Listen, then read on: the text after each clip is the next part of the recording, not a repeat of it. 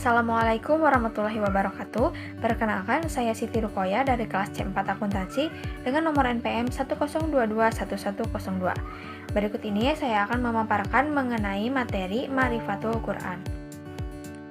Yang pertama ada Ta'rifatul Quran. Al-Quran adalah firman Allah yang diturunkan melalui wahyu. Keberadaannya sebagai wahyu memberikan jaminan kesempurnaan dan kebebasannya dari kekurangan sebagaimana yang ada pada semua kitab selainnya. Kebenaran yang ada di dalamnya adalah mutlak. Ma'rifah Al-Quran atau mengenal Al-Quran merupakan kalamullah dan kitab lengkap sebagai pedoman hidup manusia dalam segala aspek. Ia adalah kitab yang menjalankan hukum-hukum syariat dari segi halal haram dan hal-hal lain yang berhubungan dengan kehidupan manusia. Al-Quran memerankan fungsi utama dalam mendidik dan mentarbiyah jiwa-jiwa manusia agar menjadi hamba Allah yang sebenar-benarnya. Mukjizat. Al-Quran adalah mukjizat Nabi Muhammad SAW yang terbesar dan abadi. Demikian juga pada zaman Nabi SAW, tren yang sedang berkembang adalah ilmu sastra. Maka di saat itulah diturunkan Al-Quran sebagai mukjizat Nabi Muhammad. Nabi yang pada saat itu tidak bisa membaca dan menulis, tetapi bisa menunjukkan Al-Quran yang diyakini oleh umat muslim. Memiliki nilai sastra tinggi dan tidak hanya dari cara pemilihan kata-kata, tetapi juga kedalaman makna yang terkandung di dalamnya, sehingga Al-Quran dapat terus digunakan sebagai rujukan hukum yang tertinggi sejak zaman masa hidup Nabi sampai nanti di akhir zaman. Diturunkannya ke hati Nabi SAW. Keberadaannya sebagai wahyu yang diturunkan ke dalam hati memberikan pengertian bahwa ia bukan sekadar dibaca atau dihafal dengan lisan. Al-Quran akan efektif memberikan manfaat kalau interaksi dengannya merupakan interaksi qalbiyah atau hati. Interaksi inilah yang akan menggerakkan hingga tercipta perubahan. Hubungan lisan menghasilkan perubahan lisan. Pun demikian bisa hubungan hati. Hati yang berhubungan akan mampu menggerakkan seluruh sendi kehidupan. Diriwayatkan secara mutawatir. Setiap kali Rasulullah SAW menerima wahyu berupa ayat-ayat Al-Quran, beliau membacakannya di depan para sahabat. Kemudian para sahabat menghafalkan ayat-ayat tersebut. Beliau juga menyuruh kutab atau penulis wahyu untuk menuliskan ayat-ayat yang baru diterimanya itu. Tulisan para kutab itu disimpan di rumah Rasul. Ayat-ayat yang ditulis oleh pelepah kurma, kulit hewan dan tulang, serta kulit atau daun kayu itu juga disebarkan kepada para sahabat di masa Rasulullah SAW masih hidup. Al-Quran belum dilakukan dalam bentuk mushaf. Metode periwayatan Al-Quran yang pertama ada metode hifz atau pelafalan dalam hati. Yang kedua ada praul dan para hufaz Al-Quran di zaman Rasulullah SAW. Yang ketiga ada metode rasm atau penulisan dalam mushaf. Yang keempat metode qiraat atau pembacaan, dan yang terakhir metode tasjil atau perekaman. Membacanya bernilai ibadah. Di antara keistimewaan Al-Quran adalah pahala yang besar dan akan diperoleh bagi orang yang membacanya. Membaca Al-Quran dengan demikian bernilai ibadah yang sekaligus membedakannya dari hadis qudsi, baik dalam sholat maupun di luar sholat.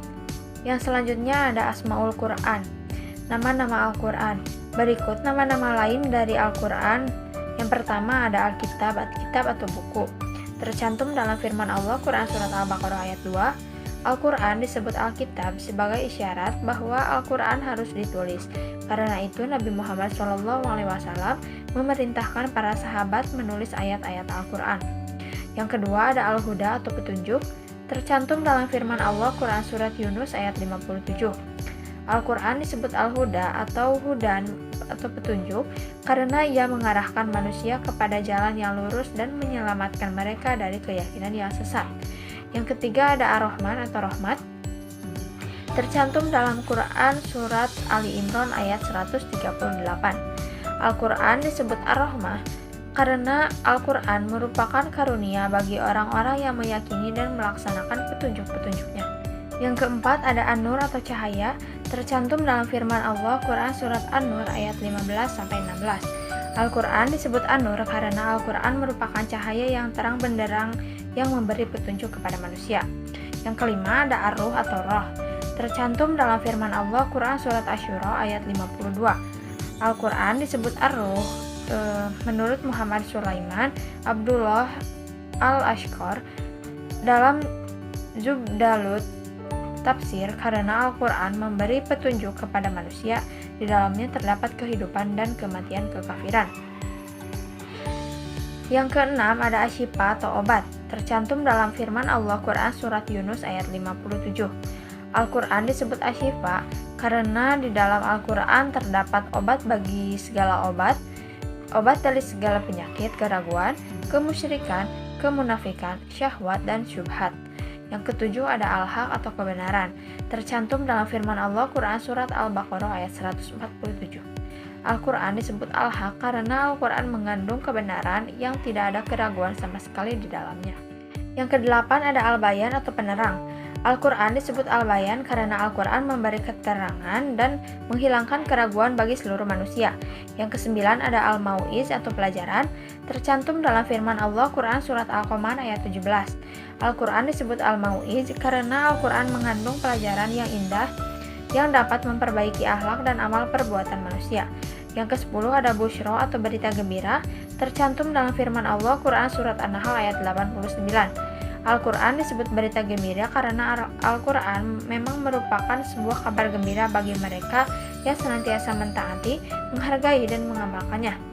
Yang ke-11 ada az-zikr atau pengingat, tercantum dalam Quran Surat Al-Hijr ayat 9. Al-Quran disebut az-zikr karena Al-Quran merupakan peringatan tentang berbagai permasalahan, juga merupakan dalil-dalil yang jelas yang di dalamnya terdapat pelajaran bagi orang-orang yang ingin mengambil pelajaran. Yang selanjutnya yaitu fungsi Al-Quran.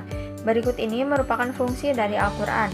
Yang pertama, kitab berita dan kabar, tercantum dalam firman Allah Quran Surat An-Naba ayat 1-2. Qatadah dan Ibnu Zaid mengatakan bahwa yang dimaksud dengan kabar besar dengan berita besar ini ialah kebangkitan sesudah mati. Yang kedua yaitu kitab hukum dan aturan, tercantum dalam firman Allah Quran Surat Al-Ma'idah ayat 49. Ayat ini berisi petunjuk Allah kepada Nabi Muhammad dan umat Islam untuk memutuskan perkara berdasarkan hukum yang diturunkan Allah, bukan mengikuti hawa nafsu orang lain. Yang ketiga ada kitab jihad.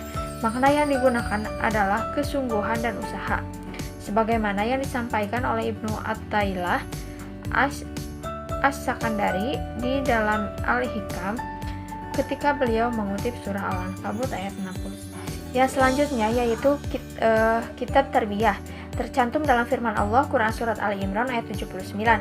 Menurut Mustafa Al-Maragi, ayat ini menjelaskan bahwa Nabi yang telah diberi Alkitab dan Al-Hikmah memerintahkan agar menjadi umat manusia yang rabani secara langsung, tidak melalui perantara atau tawasul.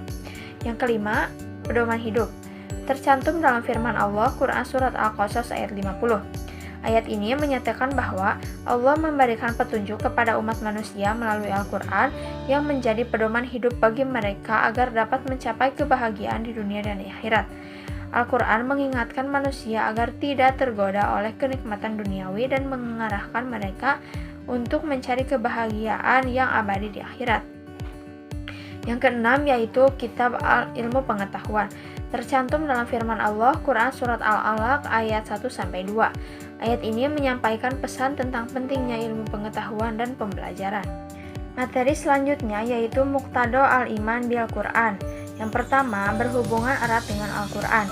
Al-Quran sebagai pedoman dan sumber rujukan bagi kita umat Islam membuat kita harus senantiasa berdampingan dengan Al-Quran, yaitu dengan senantiasa membacanya, mempelajari pengajaran-pengajaran yang terkandung di dalamnya, kemudian diajarkan dan diamalkan. Yang pertama, membaca atau mentilawahi. Tuntutan yang pertama dari mendampingi Al-Quran adalah membacanya. Namun, membaca yang diinginkan oleh Al-Quran adalah membacanya dengan tartil, tidak terlalu cepat, tidak juga terlalu lambat.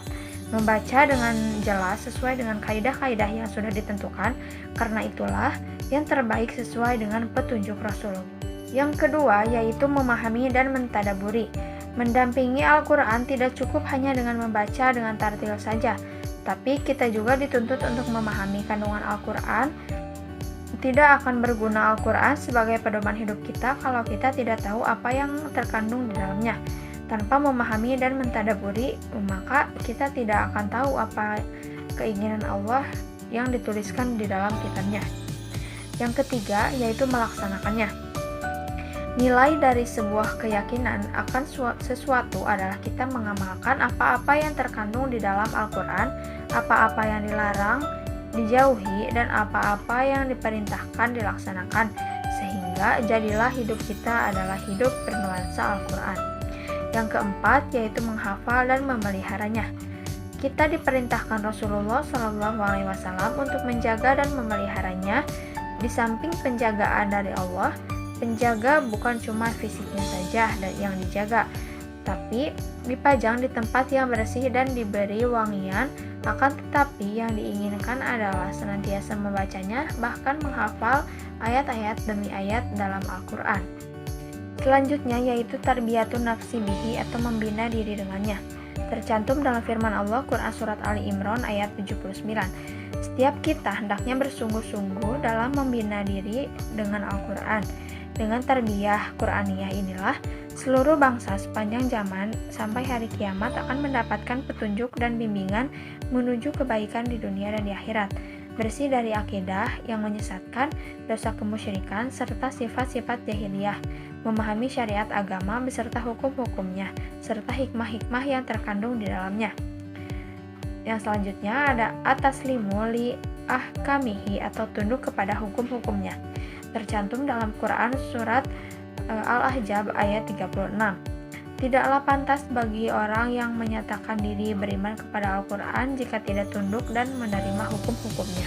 Yang selanjutnya ada ad-da'watu ilaihi atau menyeru manusia kepadanya. Berdakwah atau mengajak manusia adalah kewajiban setiap muslim. Rasulullah SAW bersabda, "Sampaikanlah oleh kalian dariku sekalipun hanya satu ayat." Hadis riwayat Bukhari. Tujuannya agar semua pendengar dapat segera menyampaikan ayat-ayat yang telah didengarnya itu kepada orang lain, walaupun sedikit. Yang terakhir ada iqomatuhu fil ard atau menegakkannya di muka bumi. Tercantum dalam firman Allah Quran Surat Asy-Syura ayat 13. Allah Ta'ala telah mensyariatkan kepada Rasulullah SAW sebagaimana telah mensyariatkan pula kepada rasul-rasul sebelumnya untuk menegakkan agama. Sekian dari saya, mohon maaf bila masih banyak kekurangan. Wassalamualaikum warahmatullahi wabarakatuh.